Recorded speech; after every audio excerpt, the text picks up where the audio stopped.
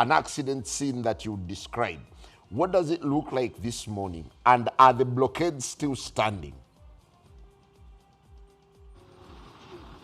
Well, a very good morning to you, Simon, and everyone watching the NBS Morning Breeze. Now, I'm coming live to you from Bosabala, and I just want to take you back to where Rajiv Ruparelia met his death on the night or on the morning of May 3rd.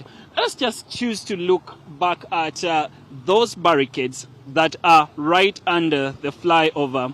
Those barricades where you are seeing that signpost that is in blue wasn't there at the time when the accident happened.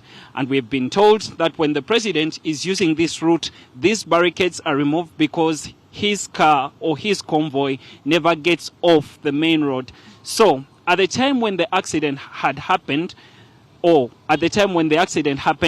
those barricades had been put back again. So the police reports that we are getting from the deputy spokesperson of Kampala Metropolitan Luko Wesigire and SP Michael Kananura are to the extent that at about 1:50 a.m. that morning, a speeding car, which was a white Nissan GTR, came speeding right from that particular slope, hit those two barricades that were there.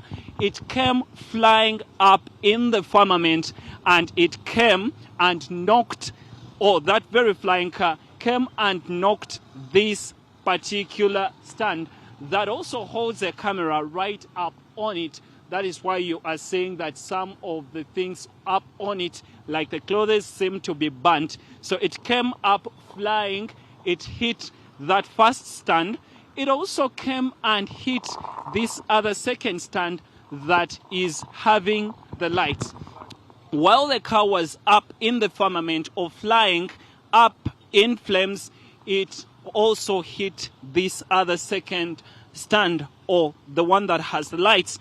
Let us continue forward, because what we can see right here are some of the things, or we can go ahead and pick some of the things, or some of the things that were on the car. So let us just choose to move around and just show you some of the things that got off the car while it flew up in the air. So all this is testament to what happened on that particular night. So you can be able to pick some of those right here. They can show you exactly what got to happen as the car was flying right from those particular two lights. As it continued forward, the car moved forward and went up to this particular route, and it at this particular point fell down. When it fell down right at this particular ground, it pulled off just up a little bit, up to a point where it went up all in flames, and he met his death just a few meters from where the car actually fell.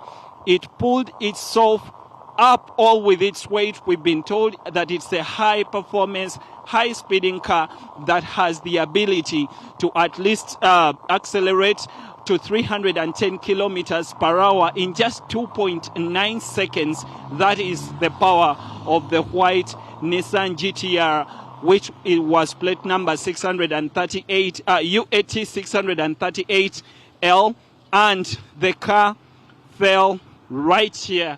That is where it was pulverized. That is the point where it met its burning up in flames. And the one person that was in that car was Rajiv Ruparelia, met his death right at this particular point where you can see the wreaths being put this particular morning. And that's why you're seeing rest in peace, Rajiv Ruparelia. This is the place where it all happened. And we've been trying to speak to the people that saw this accident get to happen and the car getting to burn up in flames right at this particular grounds. And they've told us that what they were able to see that particular morning was a car that was coming from the other end, and it hit the two barricades and it flew up in the air trying to actually hit those two lights, and then pulled its weight all up to this particular area where it went up in flames, and the one person that was seated in that car was never able to survive. We have recounted, or we have spoken to eyewitnesses right at that particular border stage, the one that you are seeing right on your screen, and they've told us that this place does not have signs, or it doesn't have signs that actually tell you that there is a roundabout or there is a diversion ahead. And at least we can get to say that Rajiv Ruparelia, a 35-year-old managing director of Ruparelia Group and a son of Ugandan businessman Sudhir Ruparelia, died in a tragic accident on May 3rd at the Busabala flyover. Now, the incident, like I've been able to recall earlier, happened at between 1:54 a.m. and though some parts mention 1:30 a.m.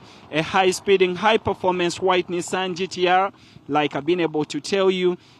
And some of the things that we should be able to at least speak about when we speak about this particular incident is the fact that the people here tell us that there is proper lack of, due diligence and care to the job that is being done by the Uganda National Roads Authority, along with the China construction company that is managing the construction of that flyover that has not seen its completion 4 years down later. And they've spoken to the lights that are always not on during the night. And they've also spoken about the fact that people that are always using this road or coming down this particular route are always speeding. It has been told to us that he was rushing to find a convoy of because he was supposed to be a groomsman to one of his closest friends. That is why he was rushing out at that particular time of the hour. So the death of Rajiv Ruparelia is painfully nestled in a tale of